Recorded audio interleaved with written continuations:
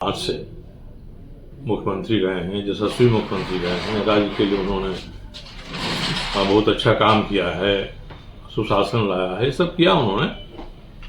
अचानक उनको हटाकर राज्यसभा भेज देने की बात सामने आई है।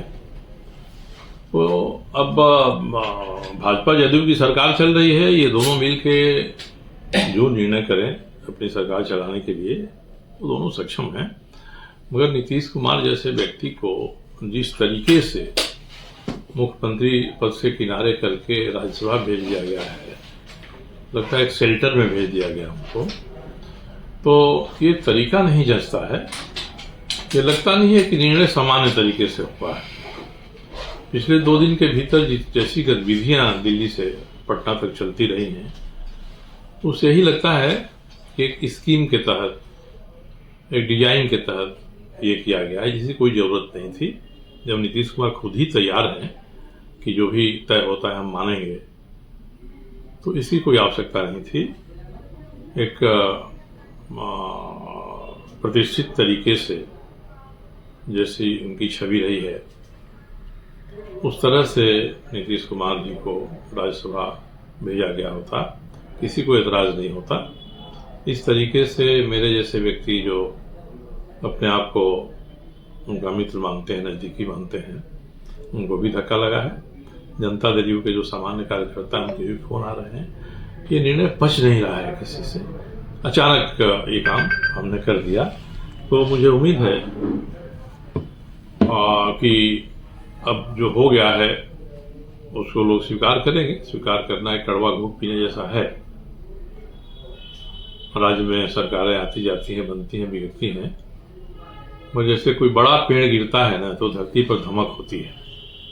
तो नीतीश कुमार जैसे विराट व्यक्तित्व बिहार के संदर्भ में अगर वह अपनी भूमिका बदलता है, तो कई तरह के कयास लगाए जाते हैं, चर्चाएं होती हैं, और उसी तरह की चर्चा आज हो रही है।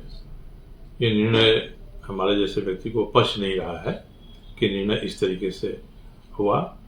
शानदार तरीके से होना चाहिए था। नीतीश कुमार के व्यक्तित्व की प्रतिष्ठा के अनुरूप ये निर्णय होना चाहिए था, वैसा नहीं हुआ। ये दुर्भाग्य की बात है। उनका ट्वीट भी आया सर, उसको कैसे देखते हैं? ट्वीट में नीतीश जी ने बड़प्पन दिखाया है कि भाई मैंने खुद ही स्वीकार किया है, मैं खुद ही राज्यसभा जाना चाहता हूं। आखिर इस ट्वीट की जरूरत क्या पड़ गई नीतीश कुमार को? कहीं न कहीं इस निर्णय से लोग संतुष्ट नहीं हैं, इसलिए नीतीश कुमार को ढाल की तरह आगे रखकर एक ट्वीट कराया गया है कि आप खुद ही इसकी जिम्मेदारी दीजिए।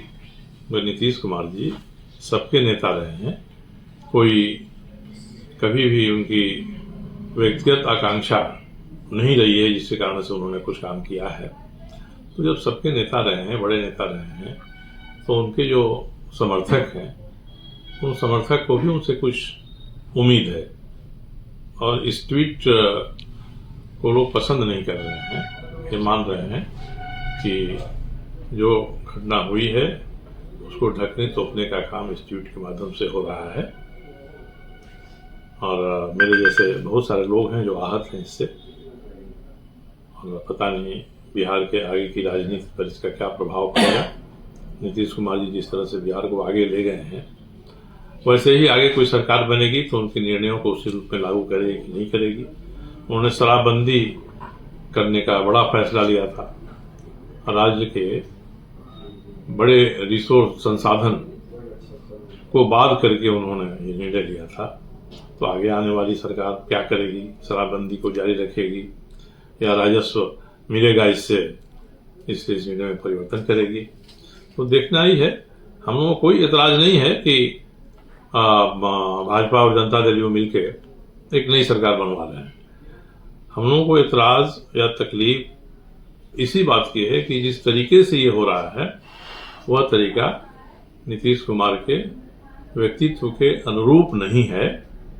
और उन्होंने बिहार के लिए जितना किया उसको एक झटके में खत्म कर देने की बात नहीं होनी चाहिए थी।